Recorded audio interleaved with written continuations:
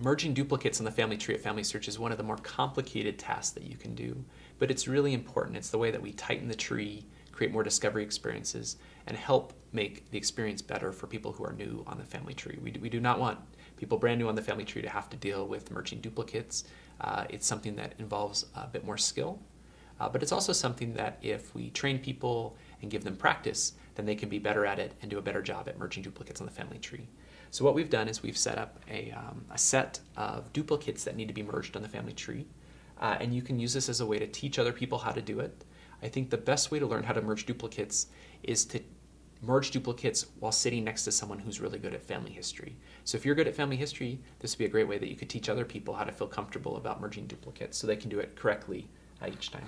So if you go to our volunteer portal, bit.ly/rll_volunteer, you can see that under the census-based family tree, task number 3 is merge duplicates. There's some instructions, some written out instructions. There's also 2 videos, but this is going to be an additional video that I can just do a live demo for you. So we're going to click on data, where it says merge duplicates, and it'll take us right into this Google spreadsheet.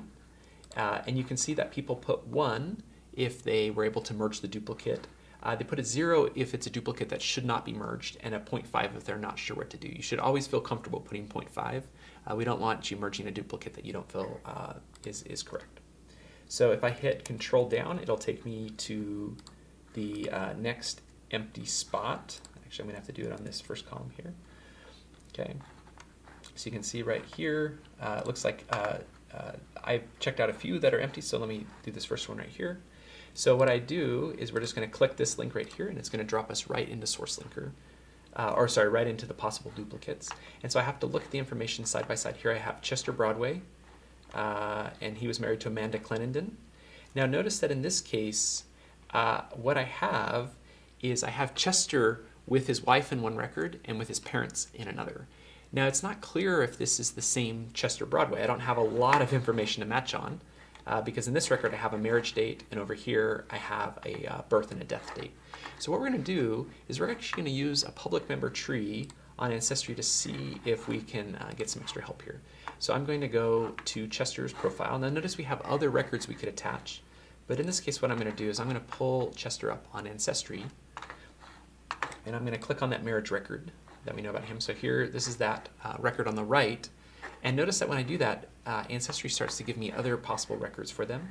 But in this case, I'm going to scroll down to the bottom and hit Find Others who are researching Chester Broadway. So I'm looking for people who are working with that same record. And notice here I have a public member tree. And I can look at this, and here I have a public member tree that's pretty detailed. It has Chester and Amanda's children with death dates and other information. I also have him with his parents, and I also have him with his siblings, and then I have him attached to the 1900 census, 1910 census, World War II draft card, have an exact birth date, an exact birthplace with a middle name. This is a carefully done family tree that's well documented. And the nice thing about this public member tree is it gives me this confirming evidence that the Chester that was married to Amanda Clenenden is the one whose parents are David Crockett Broadway and Mary. So let's go back to our duplicate that we were considering merging. And you'll notice now that on the left, I have this Chester who was born July 1889. And I have him with his parents, David Brockway and Mary Robbs. And so now I feel much more confident about merging these together. And let's just be clear, this merge is really important because it takes Chester, who's on the tree with his spouse and children, and combines him with the Chester that has his parents. And so now we've connected this family together. And so anyone who's a descendant of Chester will now be able to go much further in the tree and see how they're connected with people. Okay, and so now just remember that when you go to merge, make sure to bring over the information that is new, because everything on the left is what's going to be kept, and so we just want to make sure we don't lose any valuable information. And we hit continue merge and finish merge, and then at that point we would just put a 1 right here. Okay, so each time you merge a duplicate, it'll be a different experience. So we can try one more example. And again, if it doesn't look like a merge, you don't have to merge it. So this is a case where, let's look at this.